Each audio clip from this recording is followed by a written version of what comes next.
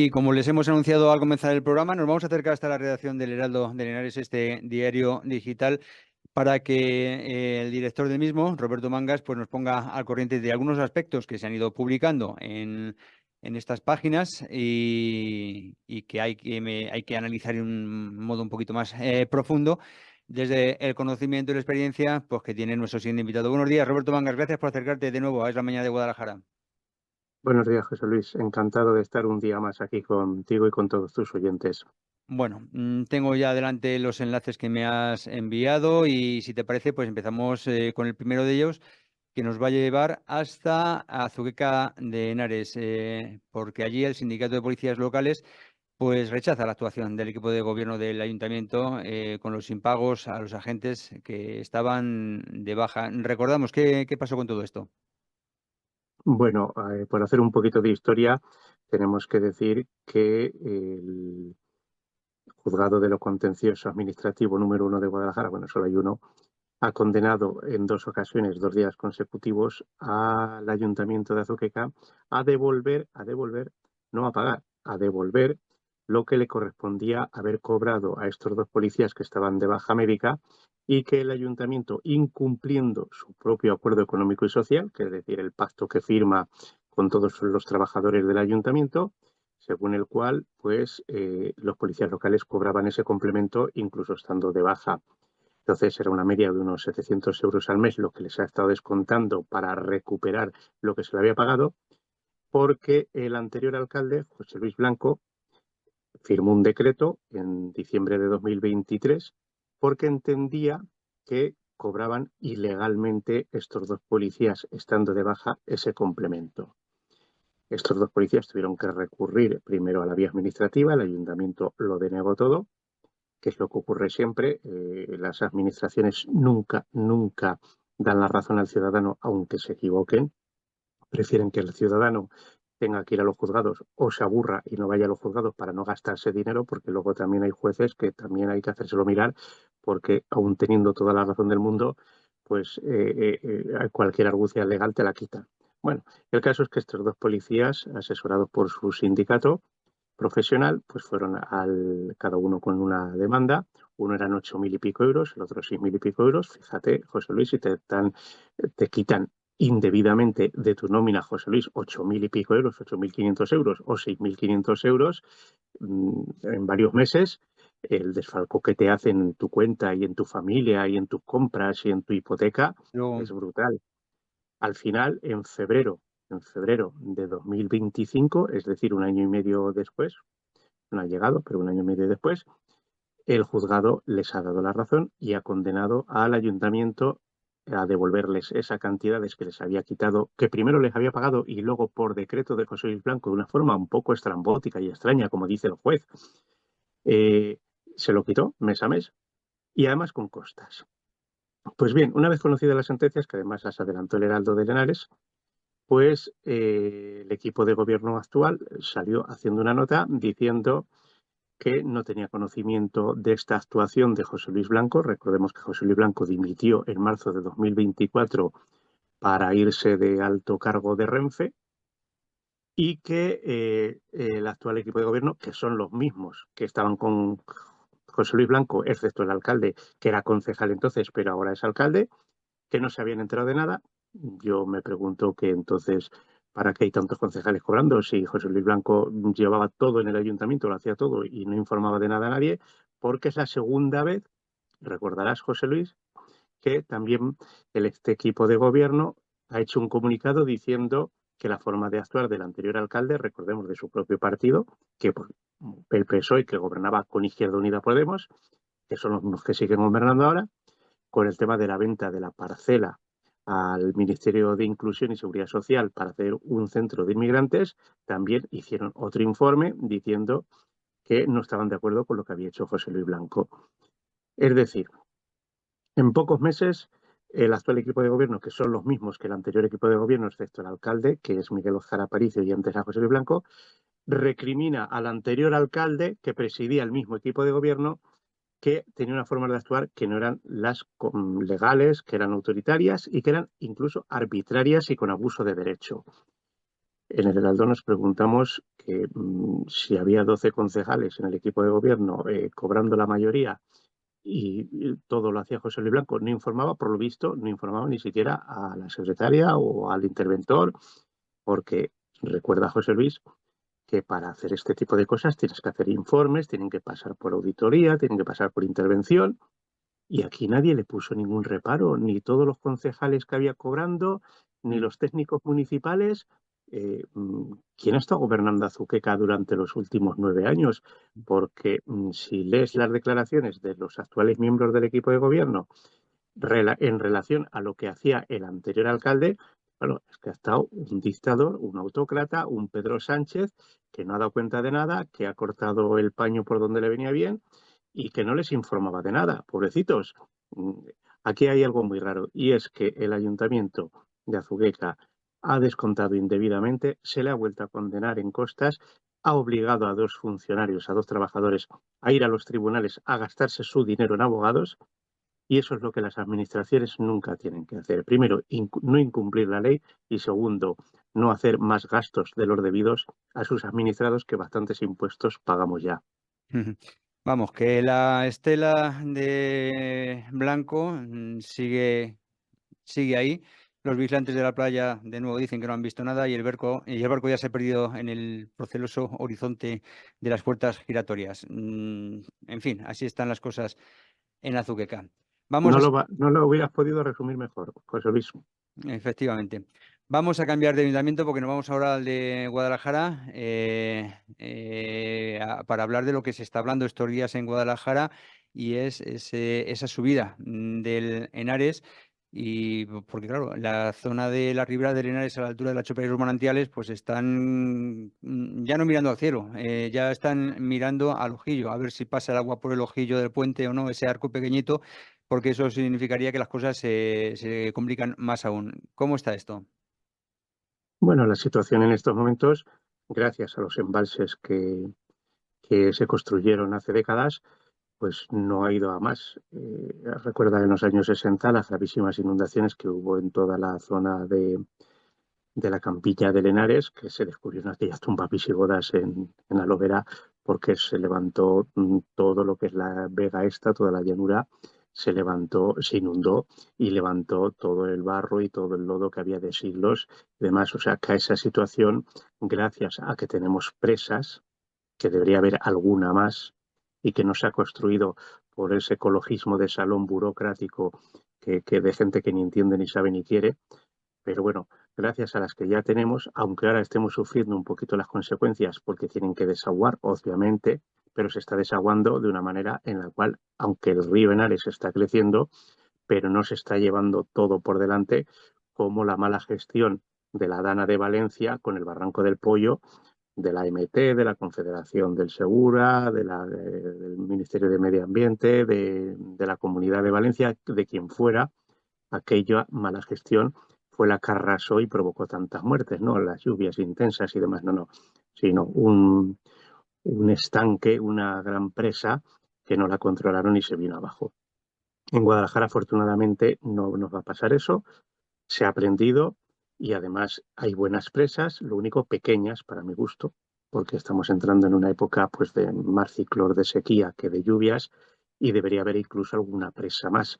Y se está notando que gracias a eso, aunque se están creciendo mucho los ríos, algún puentecillo de algún camino vecinal agrícola se lo ha llevado y que algunas tierras se han anegado, estamos saliendo muy bien parados.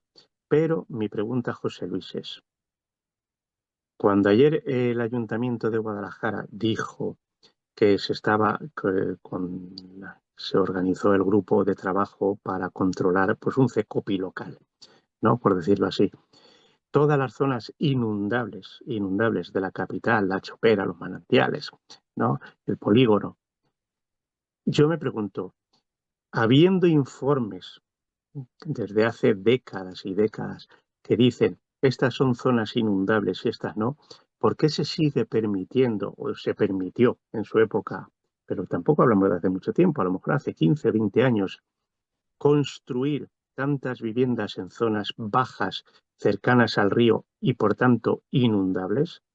Esa es la pregunta que estas lluvias y estas inundaciones nos tienen que dejar a todos, que tenemos que respetar más los ciclos de la naturaleza, tenemos que respetar más las avenidas de los ríos que tienen su camino marcado, su cauce marcado por los últimos siglos, ¿no?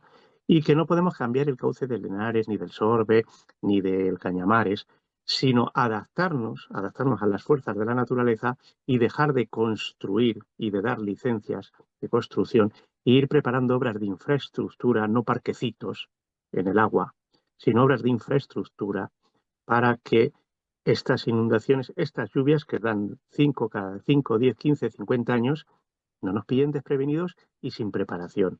Lo que pasó en Valencia es un aviso para que en Guadalajara no pase en 20, 30, 40 años. Ujú. Bueno, de momento vamos a ver si de esta el tema se libra del mejor modo posible y si se toman las medidas para que, claro, es eventual esto. Cada X décadas viene una crecida, como estamos viendo, y eso es algo contra lo que es difícil luchar. Pero bueno, cambiamos de tema. Acabamos de celebrar un tristísimo aniversario. 21 años han pasado desde la matanza del 11M, en la que 192 personas fueron asesinadas, y de las cuales creo que 19 eran de aquí, de la provincia de Guadalajara, de localidades como Azuqueca, Alovera, de la capital, incluso de Cabanillas. Se han hecho los recordatorios, pero también habláis, los recordatorios de las víctimas, por supuesto, el homenaje, pero también habláis de ello en el Heraldo de Henares, ¿no? Sí, más que nada por un recordatorio, todo el mundo, José Luis, recordamos qué estábamos haciendo por la mañana el 11 de marzo de 2004. Todo el mundo nos acordamos de cuando recibimos la primera información, de la cara que se nos quedó, del silencio que se hizo en aquel momento y de lo que pasó. Fueron 193 muertes, 192 ese día y la del Geo Torronteras unos días después, en abril, recuérdate, en el piso de Leganés, en aquel extraño suceso en el que unos terroristas supuestamente se suicidan cuando no se habían suicidado unos días antes en los trenes para causar más daño. Y de 19 de ellas, bueno, hay alguna fuente que dice 16, otras 19, en todo caso, 19 víctimas mortales en la provincia de Guadalajara, 7 en la capital, 5 en Azuqueca, 2 en Alovera, una en Cabanillas, creo que en Yebra alguna otra, en algún otro pueblecito, ¿no? Eran vecinos oriundos o trabajaban allí, que ese día pues, cogían los trenes como los hemos cogido todo el mundo, como los han cogido mis hijos, como los han cogido los hijos de miles de vecinos de Guadalajara, Azuqueca, Cabanillas, Villanueva, ¿no? Y que ese día estábamos todos con el alma en vilo. Seguir recordando esta fecha, igual que las grandes fechas de los actos que han marcado la historia de la humanidad, me parece un acto que honra a los que seguimos vivos en memoria de los que murieron por el sinsentido del terrorismo islamista, que parece ser que es lo que dicen las sentencias que fue lo que ocurrió, aunque hay varias teorías, y que eso no vuelva a ocurrir nunca más, que los servicios de inteligencia hagan lo que tienen que hacer, Ujú. que es Vamos trabajar para que esto nunca más vuelva a ocurrir. a ver si es así. Cambiamos completamente de tema y nos vamos a un nombre propio, Magdalena Valerio, que de nuevo lo intenta, o hay quien lo intenta por ella, ¿no? Cuéntanos. Bueno, Magdalena Valerio es una antigua concejal socialista de Guadalajara, del Ayuntamiento de Guadalajara. Creo que ha sido la candidatura que peor resultado cuando la encabezó ella frente a Antonio Román hace 3 o 4 elecciones municipales. El peor resultado de la historia del PSOE en Guadalajara, creo recordar de memoria, fue el que obtuvo ella cuando la dobló en votos Antonio Román. Es una persona que cuando se ha presentado a unas elecciones apenas ha obtenido resultados, pero está muy bien relacionada en su partido y siempre ha obtenido cargos públicos. Es una funcionaria licenciada en Derecho que nunca ha ejercido el derecho, pero que se posicionó muy bien cuando expulsaron en su partido a Pedro Sánchez en 2017, en 2016, y que fue de los pocos apoyos que tuvo Sánchez en aquel momento. Ella estaba medio retirada de la política ya y bueno, pues se apuntó a caballo ganador y desde entonces Pedro Sánchez le ha venido pagando la fidelidad en forma de cargos públicos, entre ellos incluso el de ministra de Trabajo, que en una reedición de un pacto de Pedro Sánchez con Podemos tuvo que salir pitando porque en Podemos no la querían en el Ministerio de Trabajo, que fue durante su época cuando se legalizó el sindicato de prostitutas. No sé si te acuerdas, José Luis, y ella dijo, se le ocurrió decir, siendo la ministra, en vez de dimitir, pues me han metido un gol por toda la escuadra. Pues bien, una vez jubilada de la política, todos pensábamos eso, aparece en noviembre de 2022 o 2023, no recuerdo exactamente, 2022, que se le nombra como presidenta del Consejo de Estado. Pedro Sánchez la nombra presidenta del Consejo de Estado. El Consejo de Estado, para quien no lo sepa, es una de las más altas instituciones de este Estado. No es equiparable al Tribunal Constitucional, al Tribunal Supremo, pero sí podríamos decir al Consejo General del Poder Judicial. Imagínate, pones a una licenciada en Derecho que no ha ejercido el derecho en su vida a presidir el organismo que hace informes jurídicos para ver si las leyes que se aprueban desde el Parlamento o desde las comunidades autónomas son ajustadas a la Constitución, ajustadas a derecho. Hubo una fundación de Derecho Público de Acción Pública, que es Fundación Derecho, no recuerdo el nombre exactamente, que recurrió ante el Supremo porque decía que uno de los requisitos que era para presidir ese Consejo de Estado era ser jurista de reconocido prestigio. Lo anunciamos en el Heraldo, fuimos el único medio que fue dando toda esta información y diciendo desde el primer día que ese nombramiento era ilegal, incluso antes de que se pusieran los recursos, porque había una circunstancia que no cumplía, según las últimas sentencias del Supremo, y es que no es suficiente ser licenciado en Derecho. Licenciado en Derecho no eres jurista, al contrario de lo que cree mucha gente. Jurista, según la RAE y según las leyes y según la normativa en vigor, es el estudioso del derecho y el que vive trabajando el derecho. Madalena Valerio ha vivido toda su vida, quitando algún año de funcionaria no relacionada con el derecho en el Ayuntamiento de Guadalajara, ha vivido toda su vida de la política. Eso no es vivir del derecho. Entonces el Supremo le anuló el cargo de presidente del Consejo de Estado. Pues bien, durante unos 11 meses ha estado cobrando la pensión de 6.000 euros al mes por haber sido presidenta del Consejo de Estado. Imagínate, José Luis, lo que le cuesta a la gente los años, 40 años ahora, ¿no?, de servicios prestados al Estado para que te quede una pensión de 1.500 euros, por ejemplo. Pues ella, por estar 12 meses como presidenta del Consejo de Estado y humillada porque le anuló el nombramiento el Supremo, primera vez que ocurre en la historia de España, que por no ser jurista de reconocido prestigio le anuló el Supremo el nombramiento, pues después de estar 11 meses de año sabático, Pedro Sánchez la vuelve a nombrar, pero teniendo miles de cargos para nombrarla, la vuelve a nombrar en el Consejo de Estado y además como miembro de la Comisión Permanente, que es un reducido número de juristas, 9 personas, que son los que hacen los informes que van al Pleno para que se aprueben a ver si esas leyes son legales o no. Solo un resumen, muy rápido, José Luis. Entre esas 9 personas hay catedráticos, hay miembros del Tribunal de Derechos Humanos, hay miembros y expresidentes del Tribunal Constitucional, ¿no? Hay magistrados del Tribunal Supremo. Bueno, todos ya ex, porque para poder ocupar este cargo tienen que ser ex. Y entre ellos Madalena Valerio, que no ha ejercido el derecho en su vida. Dime, José Luis, si te parece que si nuestros impuestos que van para sanidad y tal van a ir para pagarle a Madalena Valerio, como vocal permanente del Consejo de Estado, 126.000 euros al año. José Luis, 126.000 euros 126.000 al año. euros al año. Menuda jubilación. Ujú. Sin ser jurista de reconocido prestigio, ni siquiera jurista, según la acepción de la RAE, que es persona que trabaja con el derecho y vive del derecho. Ujú. Evidentemente, como decíamos, como decías tú al principio, son los pagos a la fidelidad que en este caso pues otorga alguien, pero en realidad desembolsamos todos.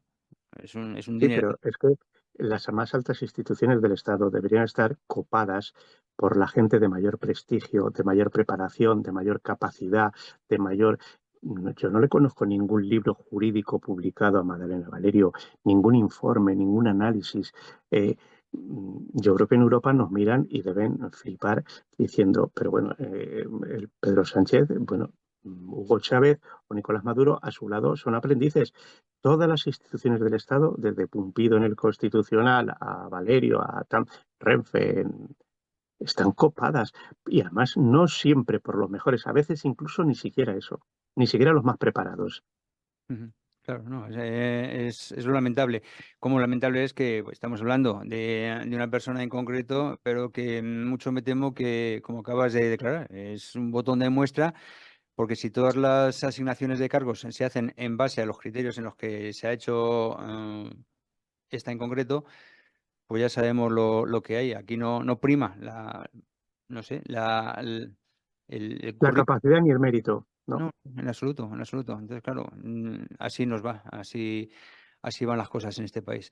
En fin, bueno, pues la verdad es que da mucho que pensar, pero sobre todo el hecho de que estemos maniatados. Está diseñado este sistema por los políticos para favorecer, evidentemente, a los partidos. Y, y es que en realidad esto que se nos vende como democracia, como capacidad de voto, como etcétera, etcétera, etcétera, es toda una falacia. Esa es la conclusión, lo he visto en algunos casos. Sí, mira, a los que hemos leído el Quijote, que creo que somos la gran mayoría y sobre todo en esta región, nos acordamos del capítulo de la ínsula cuando nombran ficticiamente a Sancho gobernador de la ínsula Barataria y las aventuras que tiene durante los 10 días que estuvo gobernando esa ínsula y cuando se va, dimite, dice esto no es para mí tal y le dicen, bueno, pues hay que hacerte una residencia, que era más o menos controlar a ver con qué sales después de tu paso por el gobierno. Fíjate, ya en 1600 ya le decían, vamos a ver cómo sales del gobierno. Y dice Sancho, desnudo entré y desnudo salí. A ver cuántos políticos hoy día, José Luis, pueden decir que entraron en política desnudos y que han salido desnudos. Me temo a mí que no hemos ido mucho mejor desde el Quijote, ¿eh? Desde luego, desde luego. En fin, bueno, pues con esta cita a ese pasaje del Quijote, vamos a acabar hoy la entrevista con Roberto Mangas y desde aquí les invitamos, como hacemos siempre, a que indaguen en el Heraldo de Linares para ponerse al día de lo que está sucediendo y, por supuesto, para coger una mejor perspectiva de por qué está sucediendo. Muchísimas gracias, Roberto Mangas, y hasta la próxima.